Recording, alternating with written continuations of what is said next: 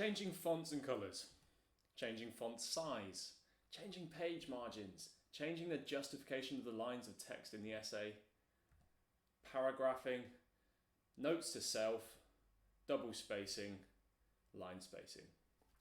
These are just some of the things that you can do inconsistently when handling an essay. It is possible to write a great essay that actually visually looks awful.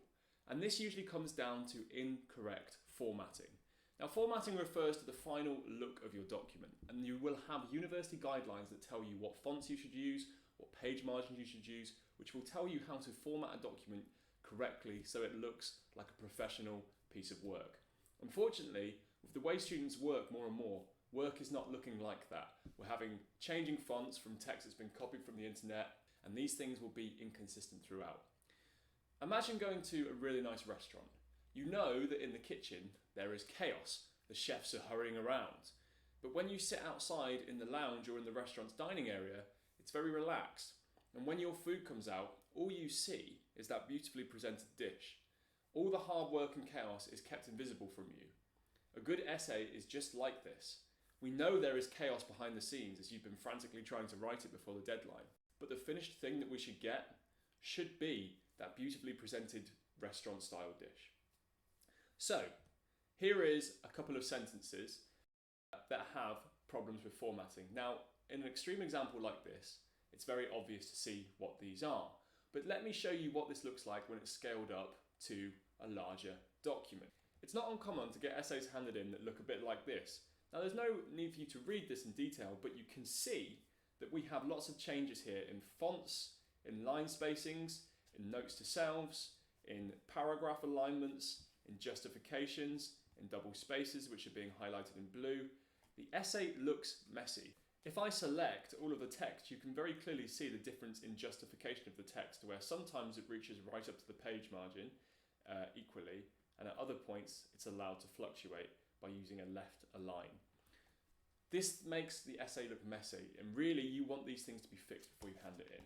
Let's take this text and put it into a Word document and fix it. Now, the nice thing about formatting is it's very easy to do. Most of the things that you need to fix can be done with select all. So, I've selected all the text and I'm going to put it in Calibri Light, which is a font that I know that my university allows me to submit in. So that's taken care of that problem. Let's change the font size all to 12, or something a bit bigger so you can see it, but my university usually likes us to write essays in 12-point font. Like students to write that. So let's put it at 20 so everybody can see it. And now we need to sort out the different colours. So let's take that and make everything black. So that's sorted out the colours. Let's change that note to self and put in a reference.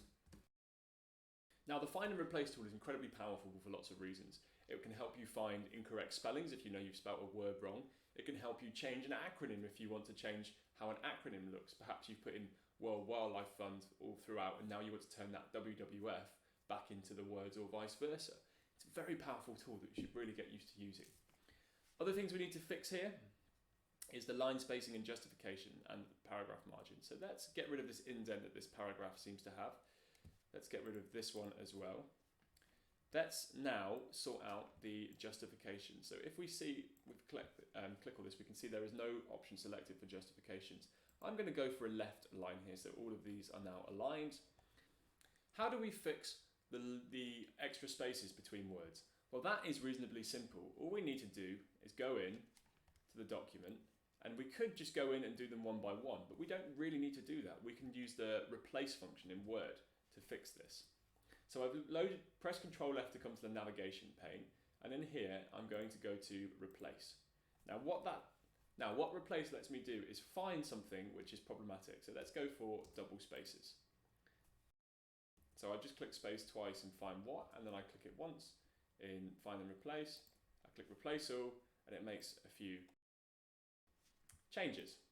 If we can do it to check if there have been any triple spaces, which there haven't, and we can do it once more, just one more check.